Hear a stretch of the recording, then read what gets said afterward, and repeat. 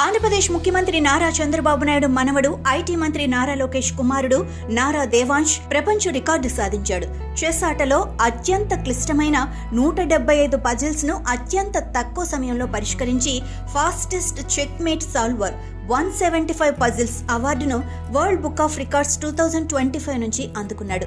ఈ ఘనతను దేవాంశ్ గత ఏడాది జరిగిన చెక్ మేట్ మారథాన్లో సాధించగా, లాస్లో పోల్ గారు రచించిన 5334 ప్రాబ్లమ్స్ అండ్ గేమ్స్ పుస్తకంలోని పజిల్స్ ను పరిష్కరించాడు. లండన్లోని ప్రతిష్టాత్మక వెస్ట్ మినిస్టర్ హాల్లో జరిగిన అవార్డు కార్యక్రమంలో దేవాంశ్ ఈ గౌరవాన్ని స్వీకరించగా, మంత్రి నారా లోకేష్ హాజరై కుమారుడు విజయంపై గర్వం వ్యక్తం చేశారు.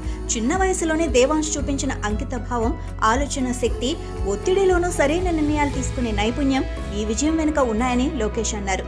అంతేకాదు, దేవాంశ్ గతంలో కూడా 7 disc tower of Hanoi puzzle ను 1 నిమిషం 43 సెకండ్లలో పూర్తి చేసి 9 చెస్ బోర్డులపై 32 పావులను కేవలం 5 నిమిషాల్లో అమర్చి మరో 2 ప్రపంచ రికార్డులు సాధించాడు.